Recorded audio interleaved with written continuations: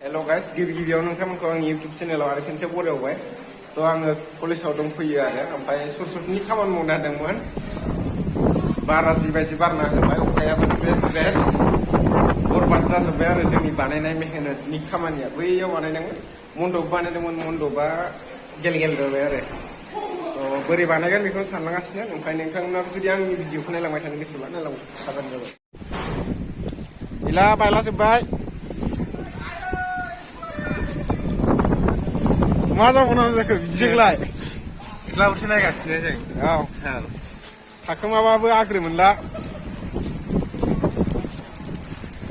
माल माथाफ्राबो रेडि जोबखासैमोन ओइलाय सिख्ला सासे लोगोफोर देग्लायनि सरसतिया बरबाद गाइस नायदो नै जों बानायदोंमोन बरबाद चेस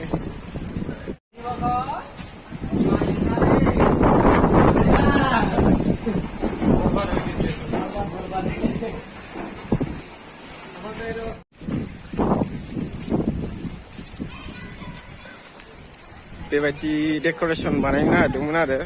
बानायजाला दा अखानि थाखायनो मन्दपआबो नै खोबनानैसो दोनदों जाला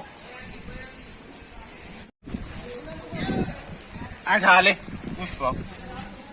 सेस जाजोबथारबाय नै बायलाजोब्बाय मा जाबावनांगौ जाखो देग्लाय सरसतिया